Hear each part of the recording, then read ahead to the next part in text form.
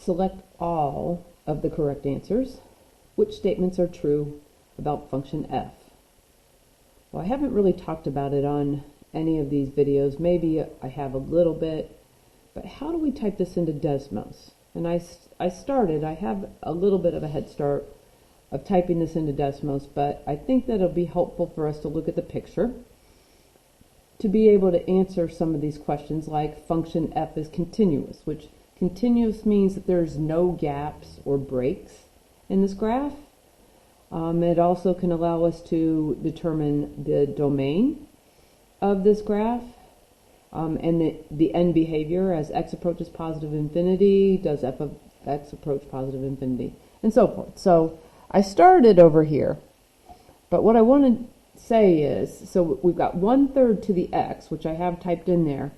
What we can do for the rest of this is we can go to our screen here and we can type in this squiggly, and then what it was x is less than or equal to 1, if I remember correctly. So I should turn that back on. So there is that.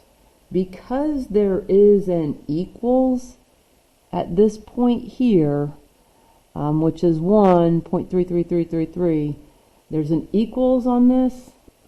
Just to clarify it a little bit, I'm going to type in this point here, which is 1, comma, and 0.333 is really 1/3.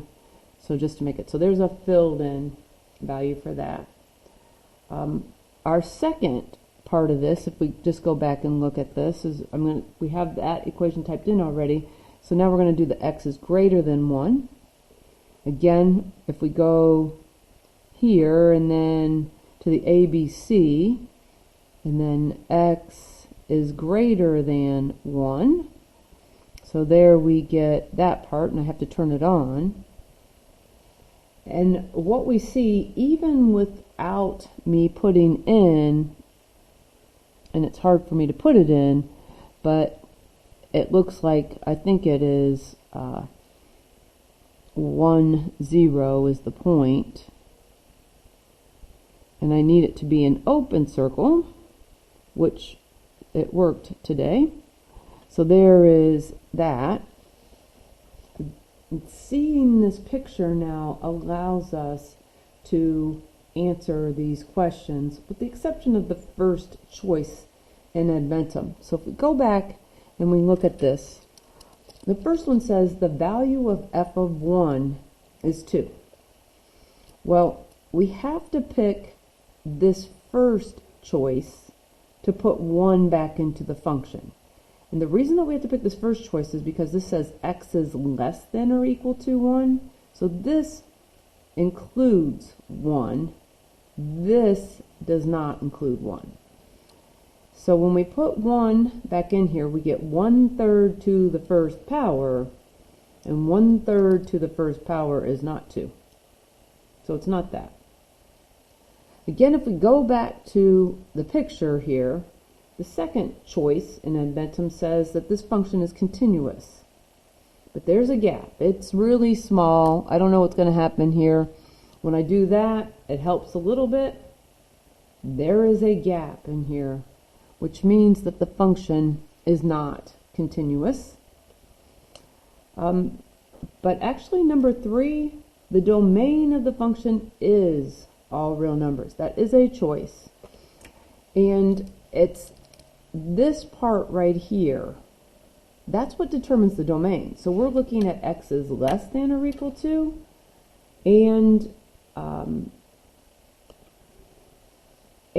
so x is less than or equal to 1. So we've got everything to the left, including 1. And then we've got everything to the right, because the second part is x is greater than 1. So there's no gaps in the x's. There's only a gap in the y. The fourth choice, as x approaches positive infinity, f of x approaches positive infinity. So that's saying as we go to the right on our graph, as we go to the right, we should be going up. But as you notice, as we go to the right, we are actually going downward. So that is not a choice. And then lastly, function f is decreasing over the entire domain.